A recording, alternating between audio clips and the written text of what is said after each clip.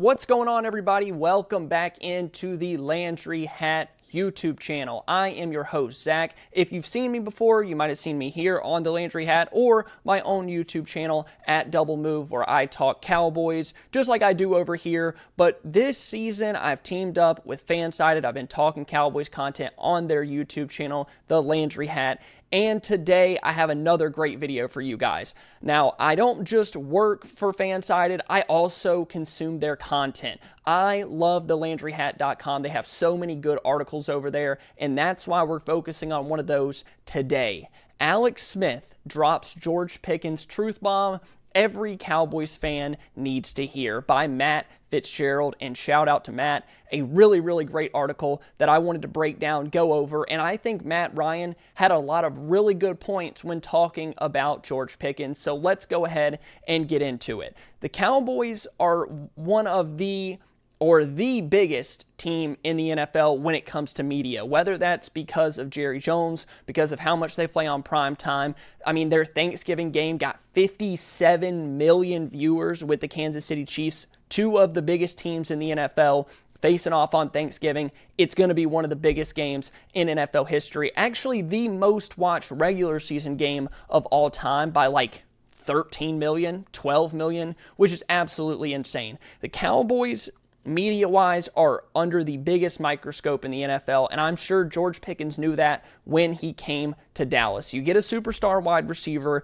like Ceedee Lamb, Dez Bryant, George Pickens, and those guys, they're going to be under a microscope as well. Every move that they make, whether good or bad, is going to be the subject of hyperbole. There's going to be so many articles about, okay, Pickens is the best wide receiver in the NFL, although he has been playing like one this year. Or it's going to be, he's a problem to the team, he wasn't trying hard enough, he didn't do that, which is the other side of what George Pickens is facing right now from the media. With his game in Detroit, he had just 5 catches for 37 yards.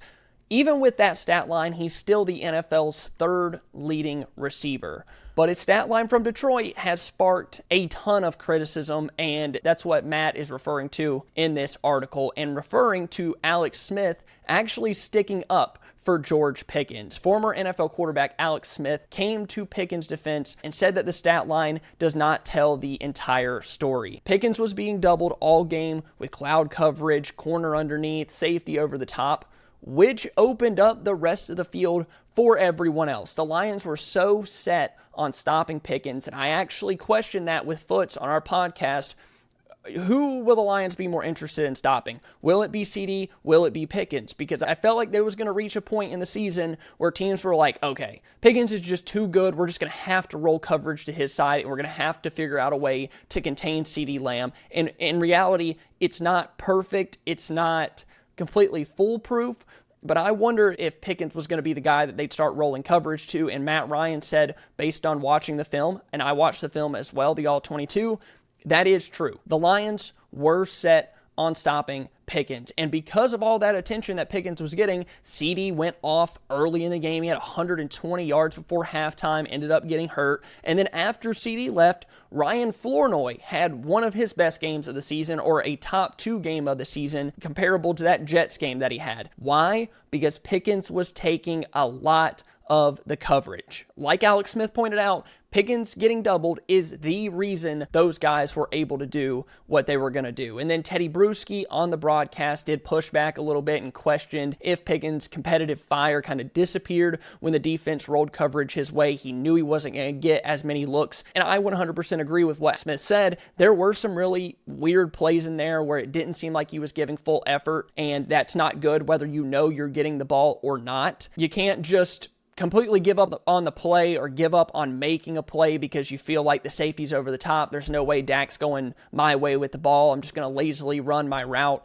And that was an issue in this one. Alex Smith said it was an issue, but it's still having Pickens on the field, having that level of threat was actively pulling coverage and creating space for other guys underneath. The Cowboys offense, I mean, people are making such a big deal about, oh, Pickens in this game, like this is the Pittsburgh Pickens and he can cost you games and blah, blah, blah. The offense wasn't the problem. Even when Pickens isn't catching the ball, he can still make a heck of an impact. I mean, the offense was completely fine. Lamb had 121 yards before halftime. Lamb goes out, okay, put in Ryan Flanoy, 115 yards and a touchdown. Dak had 371 passing yards. That was without Pickens having a great game. Just like I said, 5 catches for 37 yards.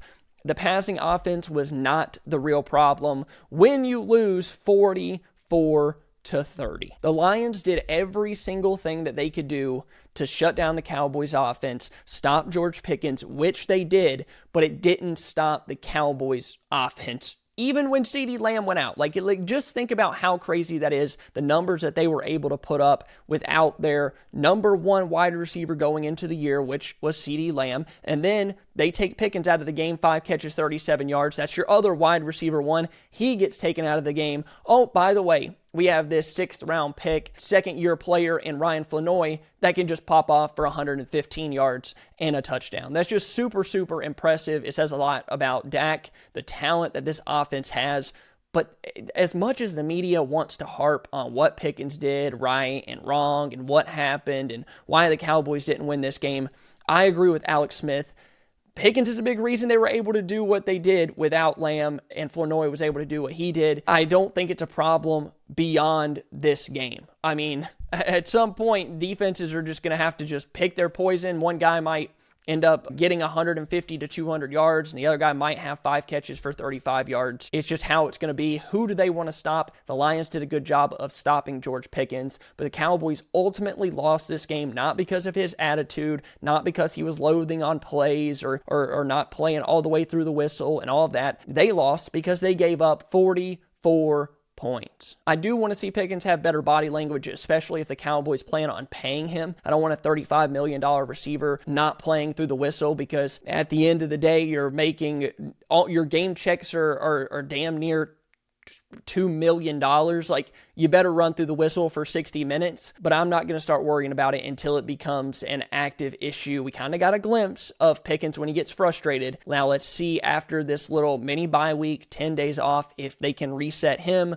hopefully get Lamb back, figure out offensively what they want to do, and then be back out there ready to beat the Minnesota Vikings, because the Philadelphia Eagles just lost to the Chargers, and that just opened up a endless amount of possibilities for the Cowboys to make the playoffs. So make sure you subscribe to the channel so you don't miss these final 4 weeks of the NFL season, of the Cowboys season. Thank you guys so much for watching. Please hit that like button, subscribe to the channel, and I will see you guys next time. Don't forget to check out thelandryhat.com to see and read articles just like the one that I talked about. I don't just work for the Landry Hat and FanSided. I actively enjoy their content as well. Thank you guys. I love you all, and I'll see you next time.